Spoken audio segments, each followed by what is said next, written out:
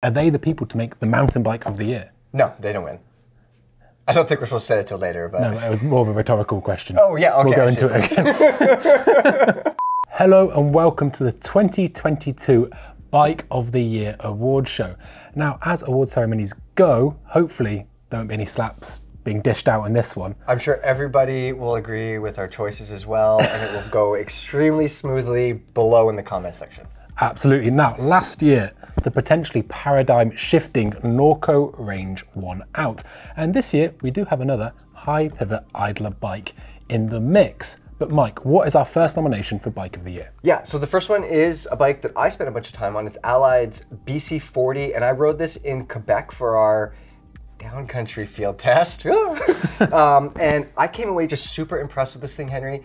Allied talks a lot about how racy this bike is, but I came away with agreeing with that opinion, but also it's just so forgiving, it pedals well, and it's way more capable than you might think just by reading that it's a race bike. But Levy, are you telling me that this bike, which might have had a great suspension platform, it might have been light, it might have been a thoroughly good downcountry bike, but can these gravel groupies, this Allied brand, come to mountain biking and really deliver Mountain Bike of the Year? It could. I'm fighting for it to win that one. It's not perfect though. It's really expensive. It's made in the US, but it's a gravel bike. they couldn't help themselves. Yeah, exactly, right?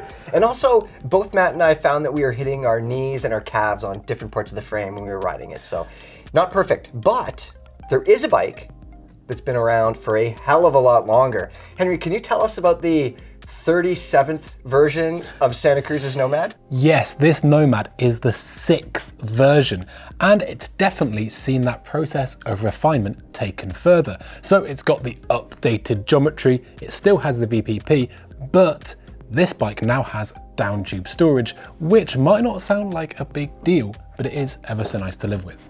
What don't you like about it?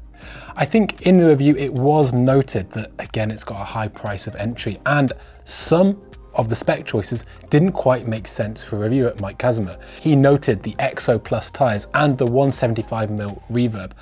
Whilst appropriate for, say, a trail bike, even an aggressive trail bike, when you get into a bike like this with as much travel as it does have, it could do with being a little bit burlier. But Mike did note the well-balanced geometry, and it should be noted that whilst this bike does have those drawbacks of the price and the small component changes, at its heart is a well-balanced frame that excels in steep and rough conditions. Yeah, for sure. Let's talk about another bike that, surprisingly enough, I mean, maybe not if you look at the geo chart, but for the name, excels in steep and rough conditions. Trek's Fuel EX.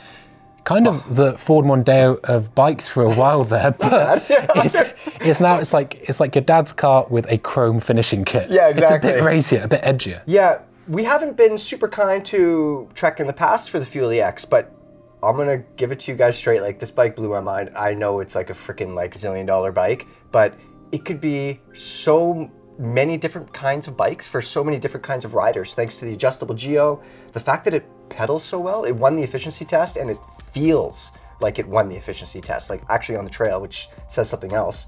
And the suspension and the geo, I don't know, it's just crazy well-rounded. Couple faults though with our fancy test bike.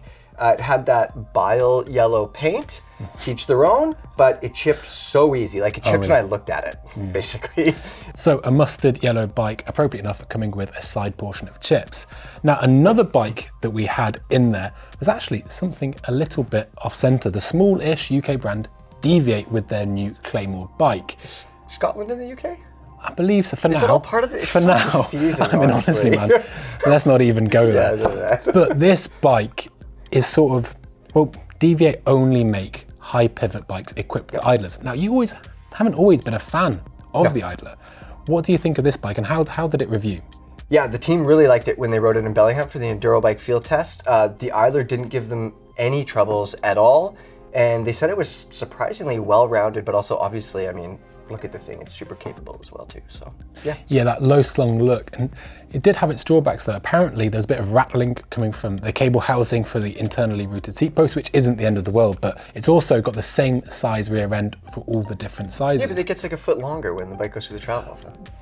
Yes, okay. It's adaptable rear end length, adaptable chainstay length. But when you put it like that, I feel so foolish. Yeah. So anyways, it's not the perfect enduro bike, but for somebody out there looking for something like completely different and you're good with a high pivot and an idler pulley, yeah, it's worth looking at, as is another enduro bike that you're going to tell us about. Absolutely, the Canyon Strive. Now this is another bike that is seen kind of a further refinement, and interestingly enough, it keeps the shapeshifter mechanism that lets you click and clack your way between geometry modes. However, this bike has seen probably, well, it's now got the geometry it deserves. Before, it was kind of two flavors of the same thing. For the 2023 Strive, it sees far more progressive geometry, which could be argued to make the most of that shapeshifter system.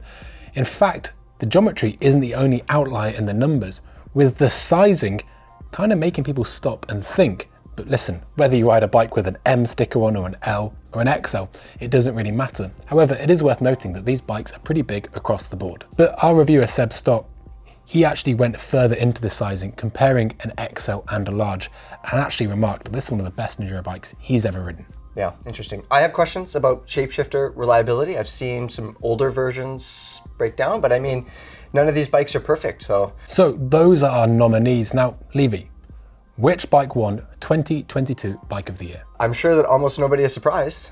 It's Trek's Fuel EX, the bike that we rode in Whistler for the fall field test. That thing surprised all of us. Actually, you know what? It didn't surprise all of us, because look at the geometry, and they've sorted the suspension out. That was a surprise.